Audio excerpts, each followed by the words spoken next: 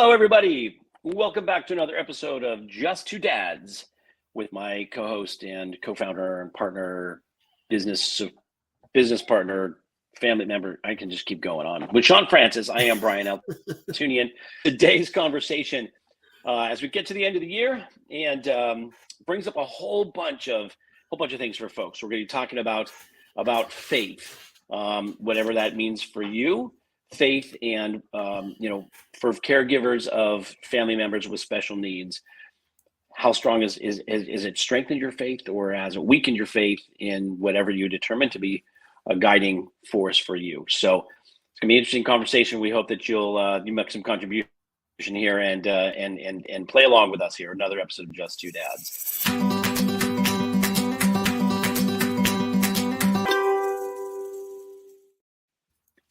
Hi, everybody.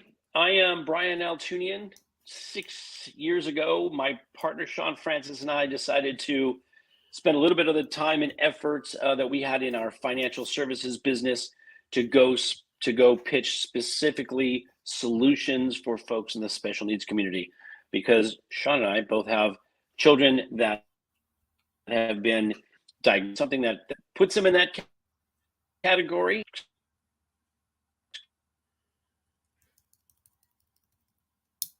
Caregiver to this podcast a couple of years. Did I fade out of there for a second there, Shawn?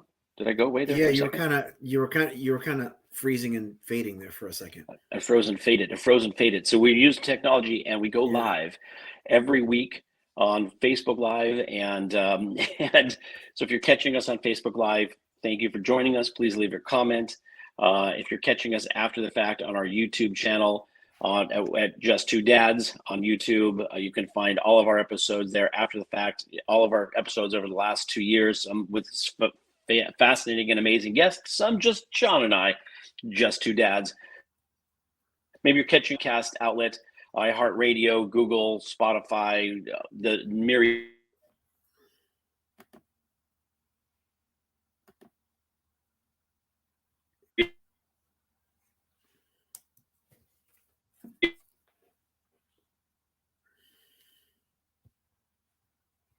of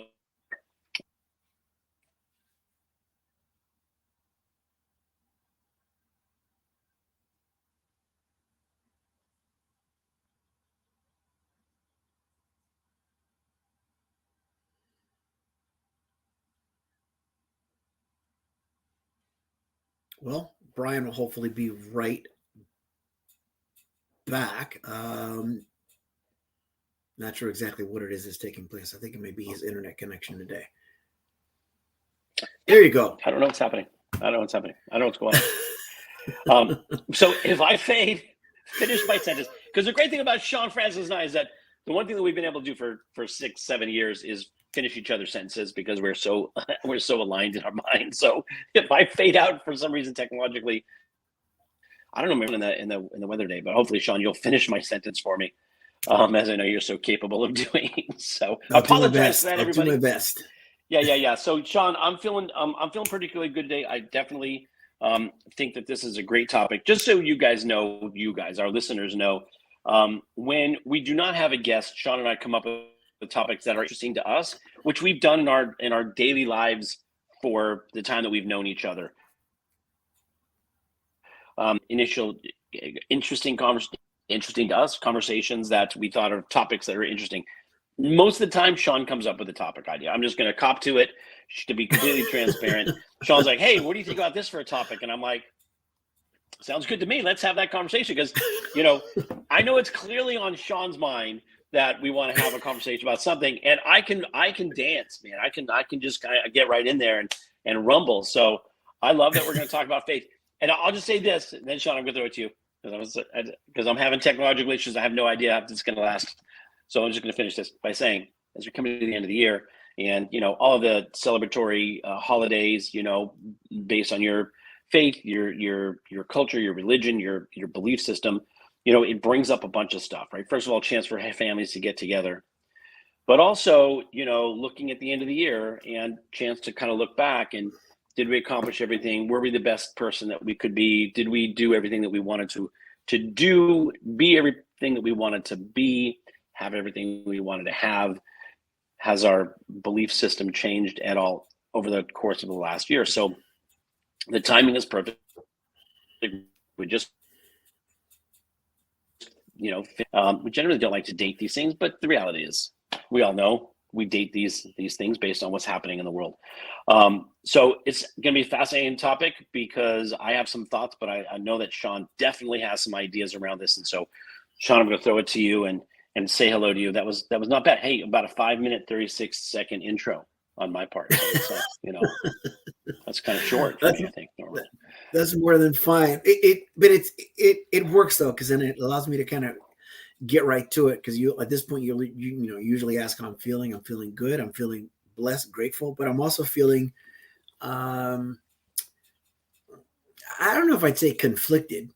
But lately there's a lot of things generally when you're a parent or caregiver to one with special needs, it simply magnifies and puts a greater focus and attention on the things that matter to most people and are on most people's minds. There's some things that are exclusive to those of us who are in that position, but there's a lot of things, most things I think that other people are thinking about, maybe not just as much.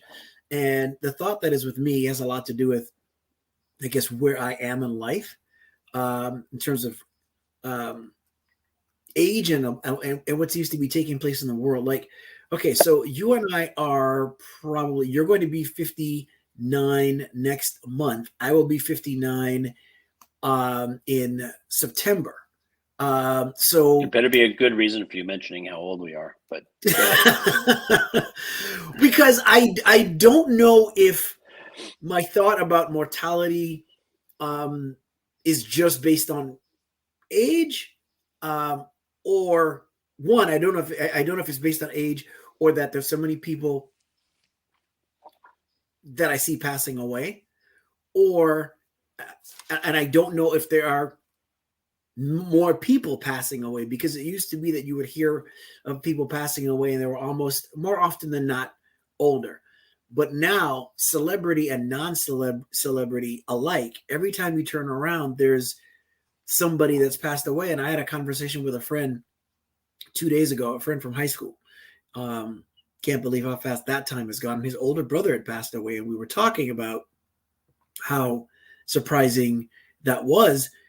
And they were kind of going back and forth as to, whether or not, what surprises you anymore when you hear that someone has actually passed away.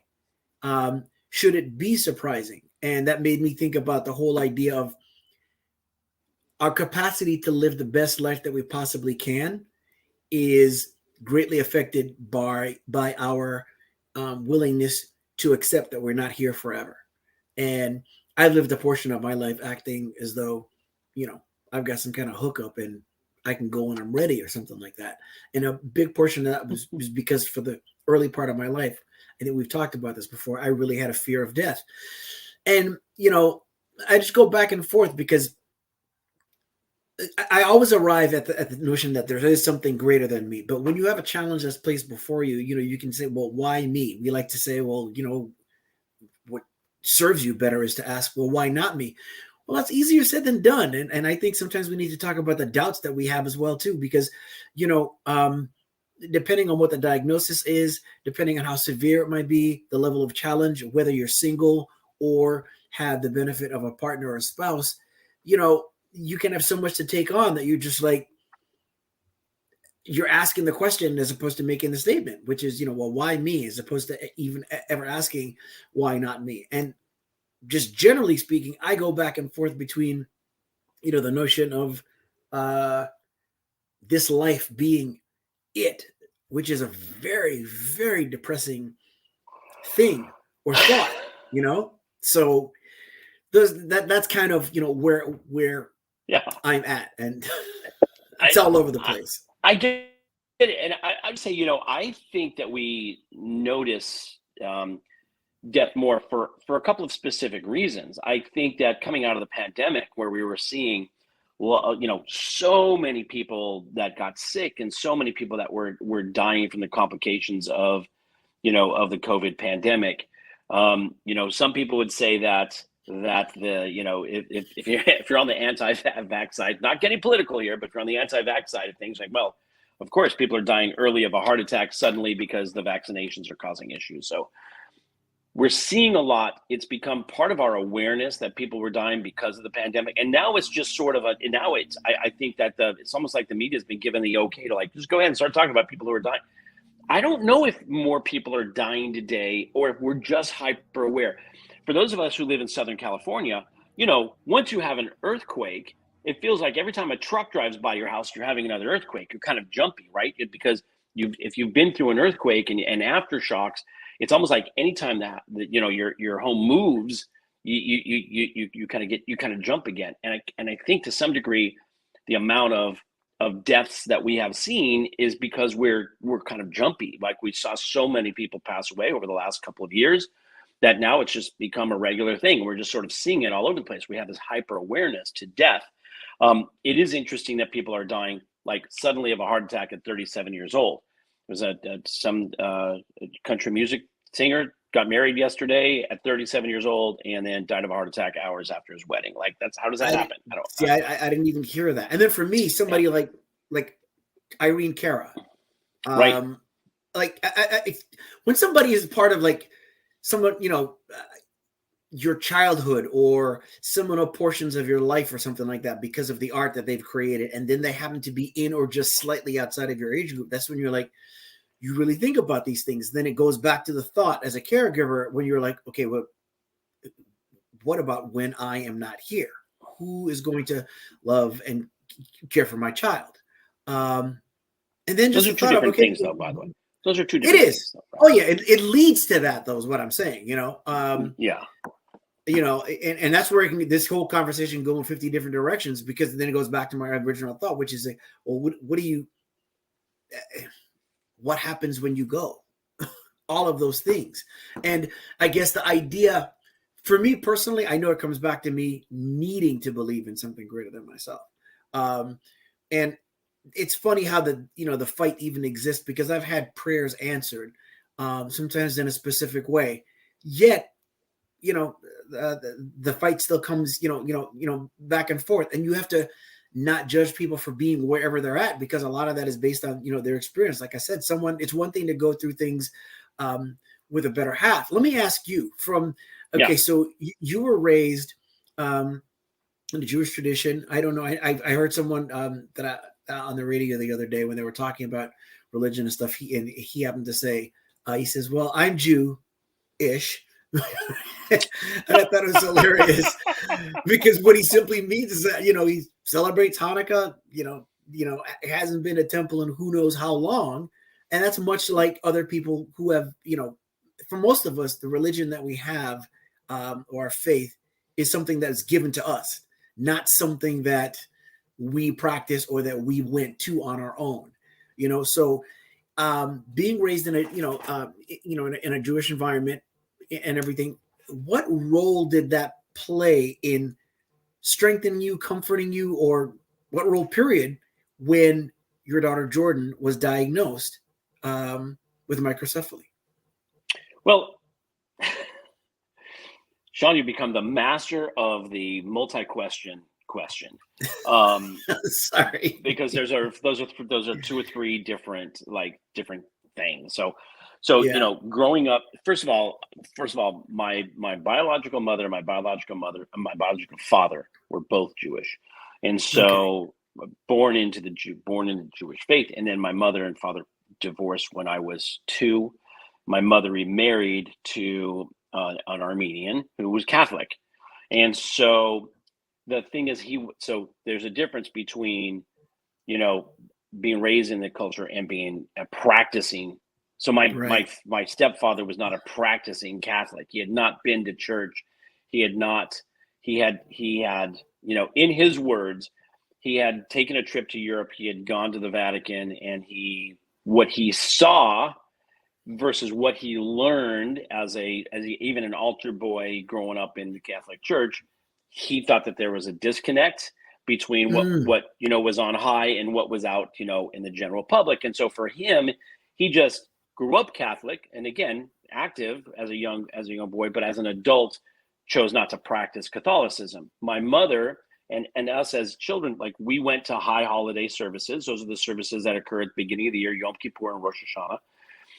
That, and we did that all throughout until I was in my, late 20s. So, we were practicing Jews, but also there's a sliding scale in Judaism, right? From Orthodox, which is very, follows the Talmud and are very, to the extreme, to conservative, to Reform. And in the United States, there's a massive Reform Judaism movement all over the world, which is assimilate your culture, assimilate your religion, your cultural beliefs into the world as it is today. So, I mean, I will tell you, my rabbi who married my first wife and I, Jordan's mom, he had a yarmulke. They call it a kippah. They call it a kippah. His kippah was emblazoned with the LA Dodgers logo. So that'll tell you how reformed it was. So he wasn't exactly secular, but he. Yeah. So, but I will tell you this. I mean, my mother's side of the family, all Jewish. So, very, all the family values, education, a lot of the things that we learned was something that I was ingrained with and gave me great comfort. By the way, here's the great thing about this. My father, who's Armenian, the Armenian side of our family, almost mirror image of the Jewish side of the family. In fact, everything that the Jewish side of the family believed in and was very important were also the same things, identical to the Armenian side. So it was as if I was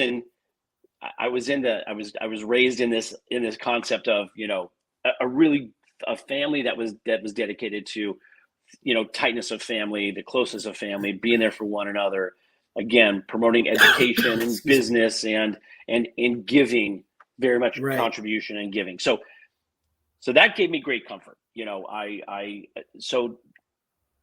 So that's the one thing we can talk about. So that's the first part. So you had a good base because of that, and then having great base, and then having a family that where religion or faith speaks to comfort has a lot to do with it too, as opposed to having religion or faith that speaks to dogma or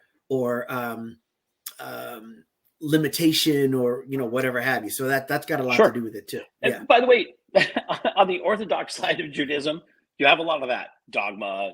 There's a right way of doing things, and so we weren't practicing Orthodox Jews. Those are the folks that observe the Sabbath. They don't operate machinery or turn on their lights or do anything active from Friday sundown to Saturday sundown. There's 631 prayers that they read every single morning. Like and that's very dogmatic. Wow.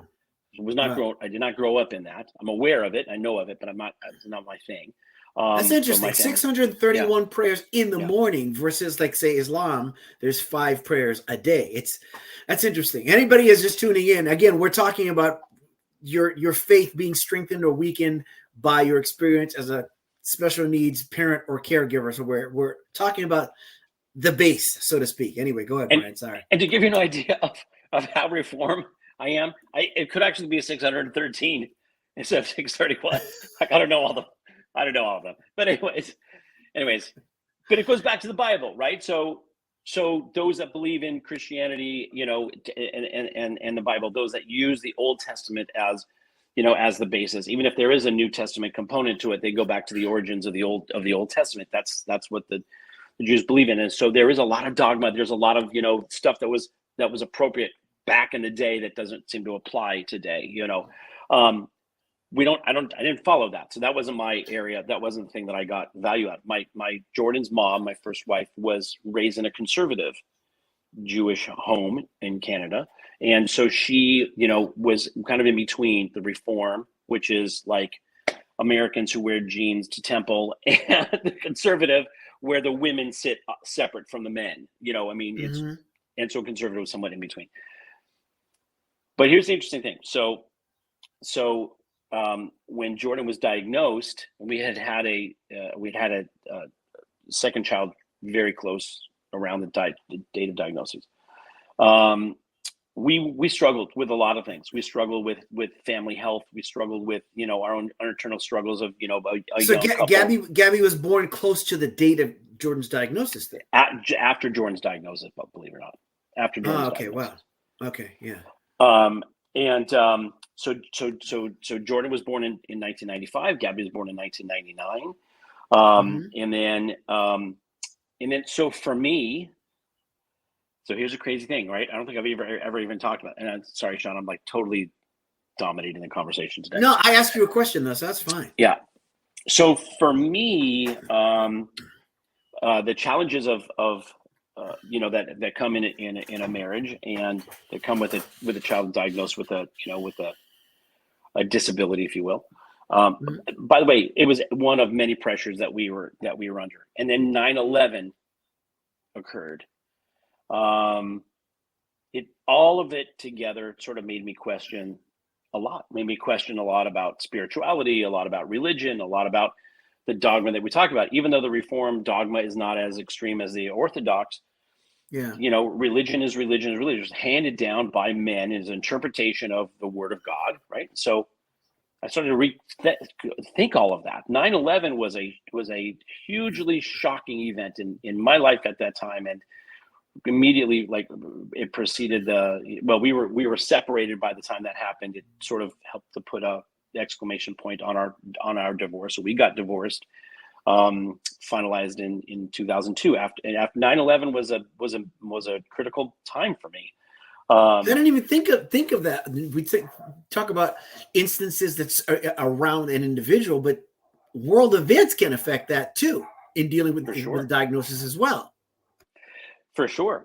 And as tight as family was and all that, there's a lot of, it doesn't really matter. Our pressures on our marriage were, over the course of years. So it wasn't just Jordan's diagnosis. It wasn't just dealing with that event. It was just a culminating event for us. And it was a major component. And it made me think more about universal spirituality than it did about specific religions. And my father, my stepfather was Catholic.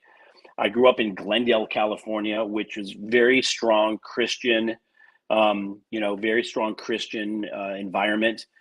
So I have a lot of friends and spent a lot of time in, going with friends to their churches and understanding their experience.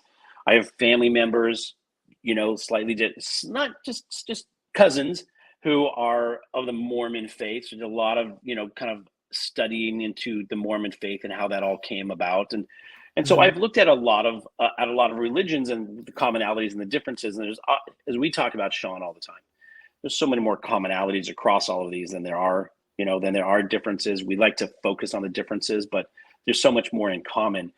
For me, the idea of spirituality, my relationship with God is my relationship with God. It's my personal relationship with God. Right. I'm throwing a bunch of stuff in here too. I'm Sagittarius. I don't like to be told what to do. I don't want somebody to tell me how I'm supposed to have a relationship with God. Don't tell me how to pray to God, how to have a conversation with God. Don't tell me how to interpret God's messages. That's a personal thing.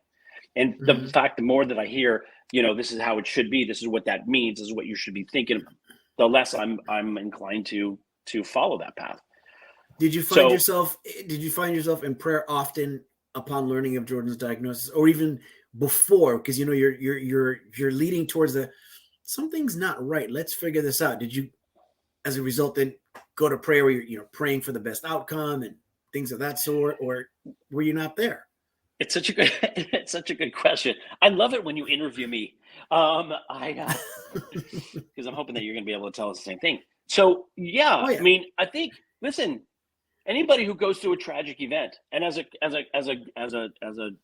global, experience of 9/11, and by the way, that's ours. We think of it like it's worth, and Europe has experienced this, Asia has experienced it, other parts of the world, Middle East has experienced these kinds of tragedies on a regular basis. But for Americans, we're like, oh my gosh, like this happened on our soil, like as if it was the first time. But whenever that happens, I think immediately someone says, if I believe in God, why would God allow that to happen? Why would God allow that to happen to those innocent people, those people that got to work early, those people that had their children in daycare, the people that were traveling on their trains? why would God allow that to happen? Because, God's merciful, but is God merciless, and is God, vindictive, and did somebody do something wrong? And you're going to hold conversation about the perpetrators of the event, and their belief in their religion, etc. But in general, for me, it was sort of like, is there a lesson here? Is there something that we're supposed to get out of it? And I love Mr. Rogers. I used to work for WQD, where Mr. Rogers was filmed back in Pittsburgh.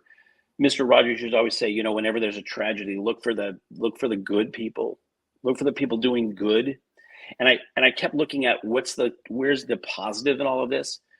When it came to Jordan's diagnosis, I'm like, did this initially as men, we're like, okay, whose fault is this? Where did that come from? Right. Then it becomes, when one finger's pointing out, right, three fingers are pointing back, because then it's like, is this something that I did, or I've done, or I didn't do? Is this some sort of so the whole questioning around faith at the time of diagnosis for me was like, is there? I'm not sure what the lesson is to be learned here, but I believe that God gives things to people who can handle it. I think God or the universe or whatever you determine to be your higher source of power tend to give these kinds of things to people who can handle it. And so I took it on, as you had mentioned this before, why me, why not me? I went from, like, how did this, why did this happen to us, as opposed to why did this happen? He gave this to me for a reason. So this is happening for me. I just have to figure out why. I love that, Carrie Lynn.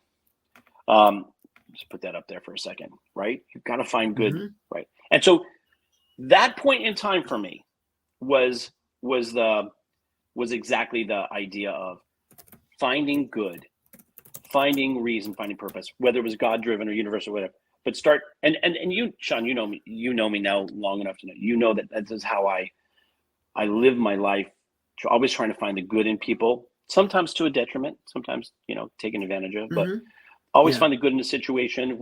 We spend time talking sometimes about situations where we're like, what is that all about, right? And then we're like, well, okay, maybe there's some good, maybe there's a reason for it. But the diagnosis for me was a personal challenge, and it listen, at the end of the day, my wife and I got divorced, and I remarried, and our relationship with Jordan, with all of my children, is fantastic. My relationship with my ex-wives is very good as well. And so the idea that you always find something good out of a situation, I think for me, having faith in a higher power has just allowed me to continue to search for the good and search for the things that that make sense in the world. I posted a question on social media, like, I think sometimes when you post things that hit people right between the eyes, what they do is they respond and it resonates with them. And sometimes it can resonate to the point of no response, though, where people are like, I'm not touching that. Or I'm not comfortable with what I'm going to say. And what I posted once was, I said, for those of you that are atheists, that believe in nothing greater than yourself, and I mean this literally, this is not a, this is, I'm asking this a literal question. What do you do in situations where something is completely beyond your control? You're in the midst of despair. You don't have an answer. Where do you turn and what do you do? And I had one friend say something like, I don't remember what they turned to, but there was someone that I didn't even know was not a person of any kind of faith whatsoever. I think, but whatever their answer was something that had nothing to do with faith. Like they not even turn within. It was less spiritual than that, and I meant that where it's not sarcastic, because I think, like, okay, if you're at a point where, because you pray in response in one of several ways. You've gotten this bad news. Oh my gosh, I hope to God that someone said, oh God, oh dear God, please, blah, blah, blah, blah, blah. And then you ask whatever you may ask. And then there are those that, in a situation will honestly ask. And, it's a constant struggle. I had a family member that had, was going through, chemotherapy, and I was praying for the best outcome. And at one point, there was a thought that that amputation was going to come into play, depending on the outcome of a second biopsy. And I shifted my prayer, because what I would do is I'd pray each day, and I would ask for, I would say thank you. In other words, praying as though it's already taking place. Thank you for complete health recovery, and of so and so. And I go down a list of people that I know that are not well, whether they have a cold or a terminal situation. And then at the end, I would say, and anyone else who I have missed, for you know all. And I was like, that sounds so, I don't, but I just have this belief that somebody hears me. I don't know if it's, Yahweh, Jehovah. I don't know. I just figure somebody hears, and maybe it's a hope. And what I did upon getting that news was I shifted it from that to thank you for the healing, 100% recovery. Thank you for the healing, recovery, and 100% limb retention. Retention of all limbs. And I went down a list, and it was very favorable after that. And so for anybody that's doubting too, I found some comfort in hearing that men of the cloth have doubts of their own, and that it's normal to have those doubts. Because if you don't, depending on how you're raised, you can be like, wait a minute, if I doubt, then I'm not being obedient to God, and God doesn't like that. God frowns on that. So what I'm saying is that I had that prayer answered, still give it to this day, because I try not to take anything for granted. And I still go back and forth with like, what if this is like really, really it? Like you're just gone. Because what I'll do is I think more with logic and less with feeling. And I remember Paul McCartney in an interview said that all four of the Beatles, when they were living, said, look, whichever one of us, goes first, whenever we go, find a way to reach back. And my dad and I have the very same agreement. And because I'm like, look, it might scare the crap out of you, but if you know for a fact, not hope, not wish, but know that there's someplace for you to go after you're done here, which is dictated by how you've treated people and yourself while you're here, you could technically never have a bad day again. And so, I rest on that. I arrive back at that. I arrive back at the notion that I'd rather live my life as though there is a God and find out that there is not, than to have lived it as though there isn't one. And then upon death, find out, oh crap, there really is one. Let me go back. I'll make it all right. But even though I arrive back at that, I still stray from the thought every now and then, or from the faith, from the belief, which is just like, oh my gosh, what if? That bookshelf that you see back there, I've told you before, I've got more than one Bible, more than one Quran, and I even have a Book of Mormon, and I have purchased none of those. They've all been given to me. And, maybe I think it's the universe listening to my quest, but, you're wondering, for me, my wife and I, we talk about our prayers. We've prayed together at times where it's like you're really facing something, and we talk about, but for the most part, we talk about what we may have prayed about, as opposed to us getting down together and praying. And maybe that's something to revisit. But, we have a very large blended home. We've got 4 of our children are my sister-in-law's kids who we adopted. We've got my wife's 2 daughters. The oldest has moved out. And then Elijah, our only biological child, 15 years old, diagnosed with autism at the age of 3. I pray when I look at him. Prayers are very obvious in the, our Father, whatever the case might be, in a very formal sense. But I say a prayer throughout the day as well, too, as I look and I see somebody that's, fallen on hard times or something like that. I feel like there's inches between me and them, because there's a bunch of circumstances that I might not be aware of that could have me in that person's shoes. And so the words that I say are translated from Arabic, because I learned that from my dad finding Islam, which is, there isn't a greater but God. All praise be to God. None other deserves to be worshipped but God. I don't know how to say that in Arabic, but, that's part of my, being, so to speak. And there's times where I catch myself, I'm like, am I being heard? And I had a conversation with a neighbor the other day that was telling me about resources to turn to that will remind you that there's more to it than this. And I just know, for the person out there that's listening within the sound of our voice right now that is single, whose child can, because for each of us, our children have things that they can do without us. For some, that list is shorter than others. For some, that list is longer. For those that are single and your child may not be able to essentially exist without you, like the only thing they can do on their own is breathe almost, it's got to be very difficult for that person to have a belief, much less a hope, in something greater than themselves. And I will tell you, whether you're listening live, you catch this after the fact, if you happen to be one of those people, and despite that, you have hope, we want to hear from you.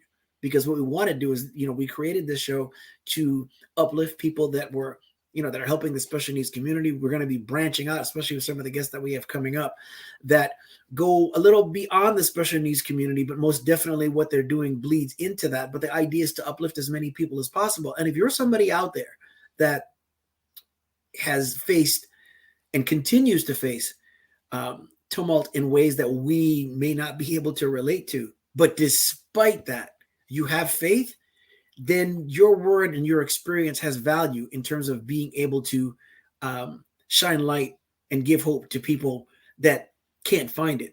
So to answer the unasked question that you're thinking of, which I asked you earlier, which is what did I do upon Elijah's diagnosis?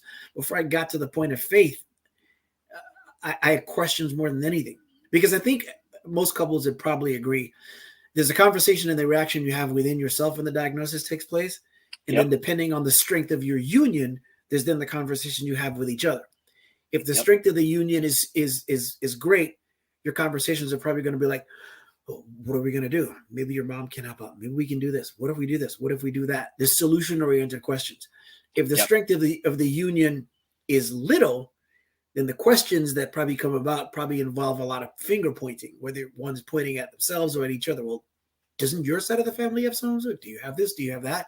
And for me, I thought about my academic disaster throughout most of my life, in that I was never diagnosed with anything, but good grades and I were like the North and South of the United States in the 1800s. There was a civil war. It just,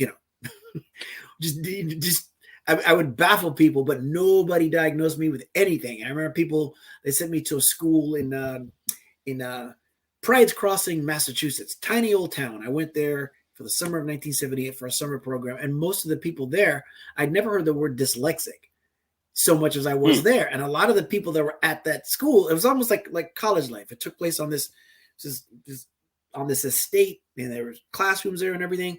And most people kept talking about dyslexia. And I was like, dyslexia?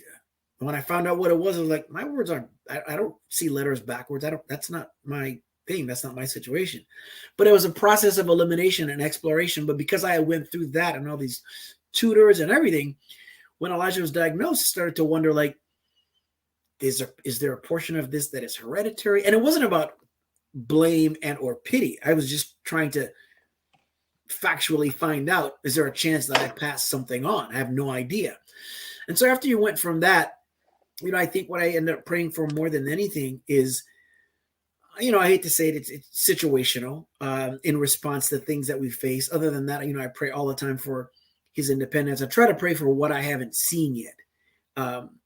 Because if you pray with sight, then you will pray for your child to be able to do certain things that maybe they don't do right now, to an extent, right? But if you pray with vision, that's a lot more broader than sight. And you can pray for, and now I'm speaking to myself as well as I am the audience. This is why I love the fact that we have this show. I'm literally just stepped outside myself and I'm talking to myself here, which is, if you're going to pray, why not pray as big as you possibly can? Like, if you're going to pray for the best for your child, right? Does it make sense to pray for your child to be able to catch, 3 fish in a day? Why not 10? Especially if you've taught them how to share the fish or share the skill of catching fish for oneself. And so I try to think of the things that maybe we can't even see Elijah doing on his own. Pray for those things. Shoot for the moon. If you miss, you're still amongst the stars. And that credit goes to the great Casey Kasem. I didn't make that up. But it makes sense. And you go back, you go back and forth. And I'm hoping that after this is uploaded to the YouTube channel, that, more and more people will chime in and give their opinions on where they're at, maybe in a moment of despair, but then also give their opinion on, where one might be able to go if they've overcome despair. And Carolyn, thank you for that comment there. It's nice to know that something makes half a difference. I can't believe we're at 40 minutes already. Just that. No, I didn't think we were talking that much. no, I'm kidding. I talked quite a bit. I forgot even what the question was. Just a couple of things that you made, that you brought up.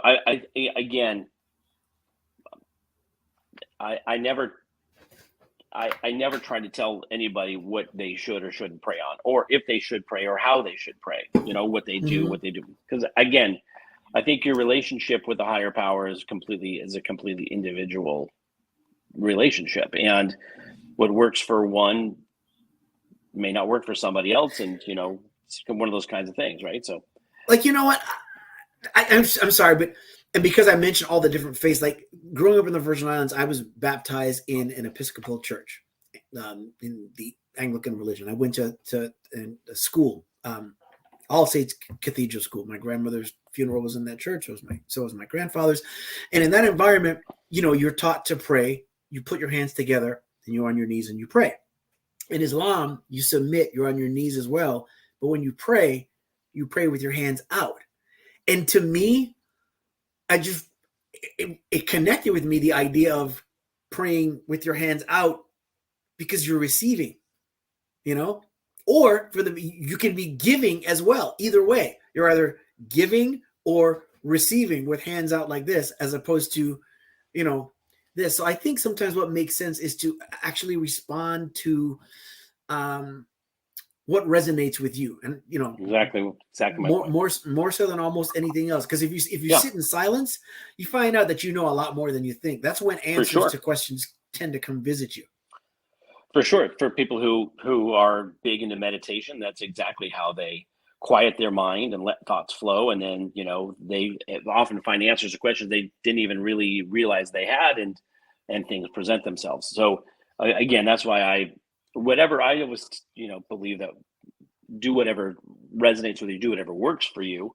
You're not in this world alone, and and I'm also a firm believer that a lot of times the unknown, or those things that we don't even realize are happening to us, we'll find them out. Like it will be revealed to us. The challenge is that it'll be revealed to us at that nanosecond before we cross over and leave this life and go to the next phase, whatever this is. And so, I always tell people, like, the last thing that you want is to get to that point and go, oh crap, I should have done this, I could have done that, right? I always look at, if you're in a situation, relationship, job, if you're in a situation where you're just grinding, and it's a daily grind, and you're like, oh, here I are again, and I'm going to go through this routine again, and you're not truly living your life. And the challenge is that you get to some point, you're like, oh God. I think as we get older, that's kind of what happens. We look at it, we see that the road behind us is a lot longer than the road ahead of us, and we're like, okay, well,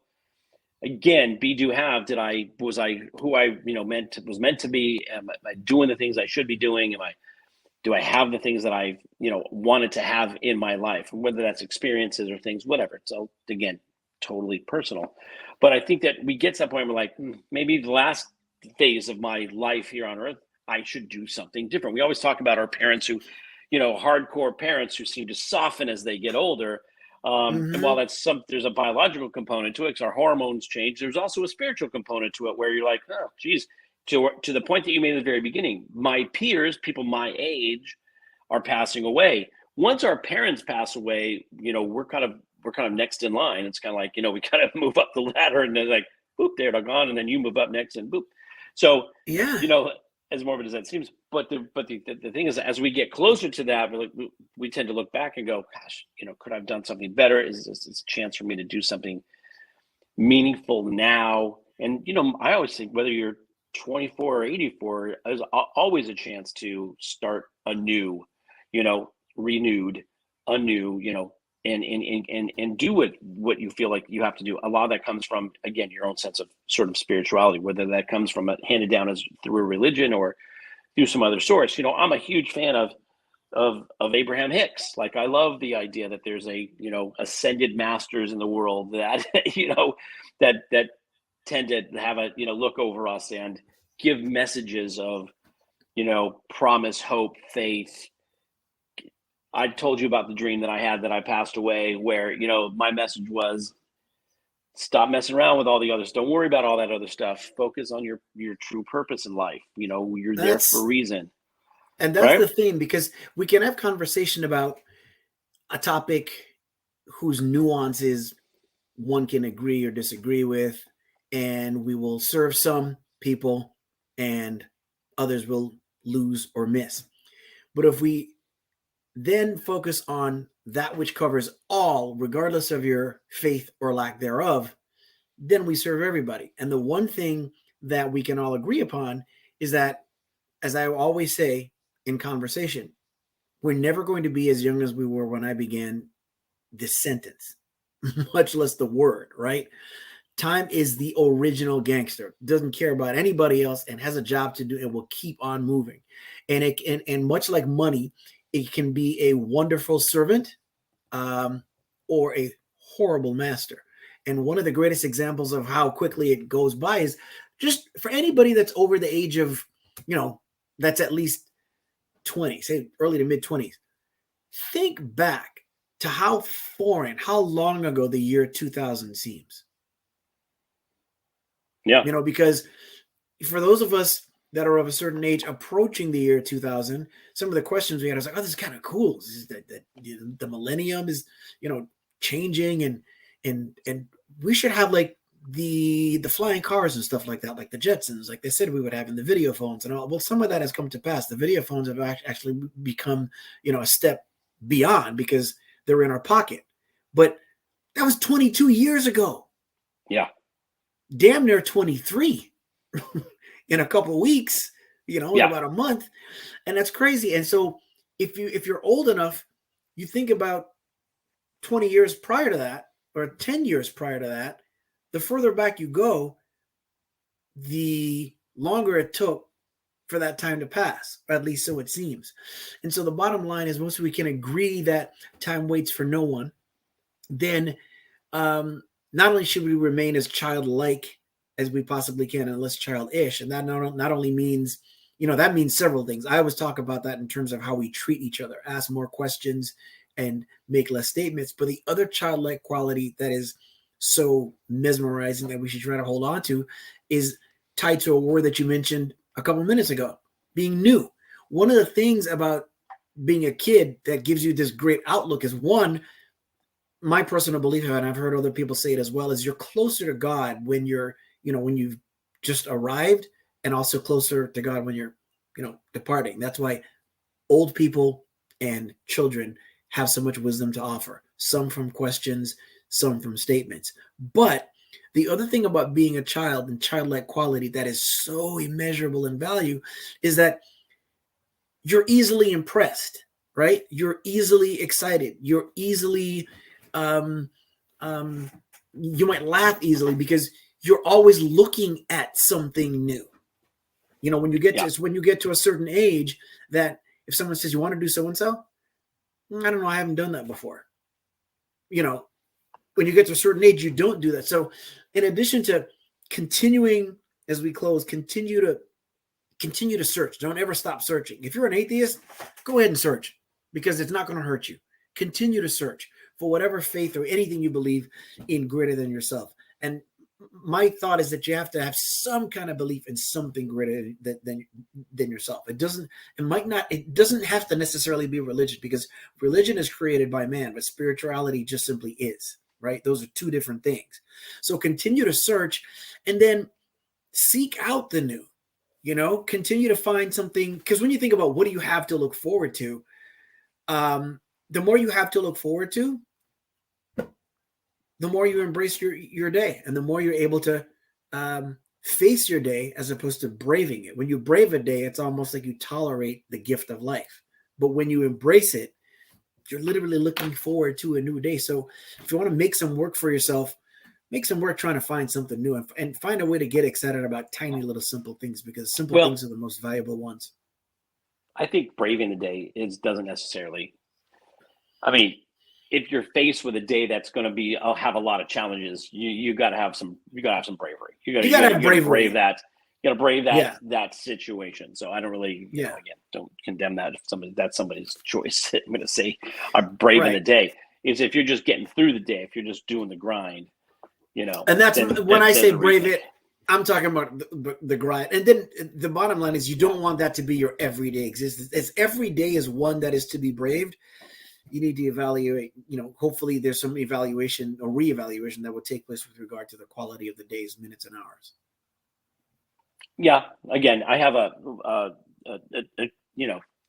close friend who, found out that he had a growth in his sinuses, and just before Thanksgiving, and they don't know what it is, and they needed to do an MRI, but they couldn't do the MRI until after the week after the Thanksgiving holiday, and then it takes 2 weeks to wait for the results to get a result. So braving the day for a 3 week or 4 week period of time is a reality for that, for that person, right? That's and people right. who go through these Absolutely. challenges, you're faced with, fighting through. The key at the end of it is understanding the reason why you fight, the reason why you get up, the reason why you do it. Because sometimes you don't know what it is until you're in the middle of it, and then you're like, oh man, I'm gonna do this for my kids, or I can do this for my daughter's gonna get married, or so-and-so's pregnant, I gotta see my grandchild, there's a reason to fight for the next stage. And again, that's always being called forth, by something in the future, and by a lot of times that's God in the universe, and that's just somebody tapping you on the shoulder there, reminding you, hey, you have something to live for here. Don't give up. Anyways, all that to say, I think that because I don't pray regularly, sometimes I will acknowledge if somebody's going through something else, like, man, I will say a prayer for you. And I'll pray in that moment, God, please look over this person. I don't even know how to pray because I don't listen to the dogma how to pray, right? So, but I'm always into, like, how can we just care for one another? And again, it goes back to this with perfect timing as we start to end this episode, empathy and love, and caring for another human being, and caring for others, and caring for those around us. Even if you're faced with a challenge of your own, know that, you don't know the impact that you have on people around you. We've had you and I both had the experience where somebody made a comment to us about watching a past episode, or had watched an episode of Just Two Dads, and how it was impactful for them. We're like, oh, I didn't even know that you knew we had a podcast. I didn't even know you read it. And so you never know the impact that you have on the people around you. Not only that, but you don't know the impact that, well, and you do because people say things to you, but your treatment of Elijah and how you are with Elijah out in public, and what happens because people comment to you about, man, this was so, impactful for me, or this made such a difference for me, or your son did some amazing things. One of the greatest things that we as parents get are those comments about our children that happen when we're not present, that our child is highly regarded, they're highly respectful, they're highly, there's thankful gratitude. There's this great stuff about our kids that gives you faith that God forbid, at that point you get to in your life where it's, you consider you're looking at the end and then thinking about what happens to me as I pass on, what happens to my children. Those things that happen without outside of your presence give you hope that, you'll carry on. And last thing I'll say, as we'll say, because I know we're wrapping up, and Sean Hall in Hawaii is like, hey, you guys, stop talking. Is that, he likes to remind us, you guys are talking too much, but 50-minute mark. We appreciate that deeply. Yeah, we love Sean Hall. The idea that I carry with me the great memories of my grandmother, the great memories of my grandfather, the great experiences of those in my family that have passed on before me. When I think of camping, I think about my Uncle Nate, who took me camping when I was a kid. When I go to go to a Laker game or go to a Dodger game, I think about the time that my dad, the great memories that we have. So Yeah. I believe that we all live on after we pass in those kinds of things, only if we're actually doing things, right? Doing it. Caring for Yes. one Yeah. another. You got to have empathy and love for each other, because that's the memory that people of you live on through people's memories and experiences of you when you were alive. And so your spirit lives on in the memory. We talk about this with Christmas, right? There's Santa Claus, and then there's the spirit of Santa Claus, right? So the spirit of the impact of you have on other people lives on in others' experiences and memories of you. And so that's always the thing that, we think about. So, as we wind off this show, like, this is a great conversation for us to be discussing again at this particular time of the year, and empathy and love, looking at somebody else's situation and being caring and empathetic. You have no idea what that person is going through, and the fact that they got up and that they're facing that, whatever they're facing today, you know anything about their situation, they're up and they're out and they're doing something, they're making an impact. So be empathetic and treat everybody with love. Look at the world through the lenses of love, and the world just becomes a better place when you do that. And so when I feel despair about things, I remember, be of service, be of contribution, be empathetic, and just share love. And it all seems to work out. So with that note, I'll send it to you to close us out. I'm grateful for the opportunity that we have to just even have this platform and have these discussions. This is like being in therapy each week, which is just great. It's such a blessing. And now that because when I have my moments and you're doubtful about, what there is to be excited about or excited for and everything, this show is one of those things. Because if you think about, like, what would it be like to not have this? So I want to thank everyone that takes the time to tune in, whether you're doing so live on WSDX AM radio on the U.S. Virgin Islands, after the fact on virtually every podcast platform that is out there. I want to thank the women in my life without whom I would not be. That is, of course, my mom, Jan, and my amazing wife, Laura. And again, like I was saying earlier, continue to search. Whether you're looking for something to believe in greater than yourself. And I was thinking about what you said earlier, Brian, when you said something about not praying in the traditional sense, or not wanting anybody to tell you how to pray. If you're out there and you're trying to figure out, well, how do I eat? How does one even pray? You know what? Just speak. That's it. Just speak. Yeah. The whole idea is, like, if there's somebody that could hear you, that could hear what is really on your heart, whether it's for yourself or for others, you go ahead and speak. Let that be known. And just remember, everybody needs the same thing. Everybody needs to be seen, needs to be heard, needs to be loved, and needs to know that they matter. And we've got some great things that are going to be coming up in the coming year. And we didn't mention it at the top of the show. We also want to make sure that you take advantage of the opportunity to support Billy Footwear, which is an amazing company. I feel guilty saying that they're a shoe company. Billy Price is one of the founders of that company, who fell out of a window 2 weeks into his freshman year in college, broke his neck, was paralyzed from the chest down, learned how to do everything for himself with the exception of putting his shoes on. A prototype was made by a friend. From that was born Billy Footwear. And this past year, they sold their millionth pair of shoes. And so if you will go to the link that you'll find on our YouTube channel and on our Instagram page as well, you'll get 10% off of your purchase. And at this time, they actually have a sale going on where there's an additional 20% off. But at any rate, wherever you are, thank you for watching this, and we love you. Thanks, everybody. We'll see you again next week.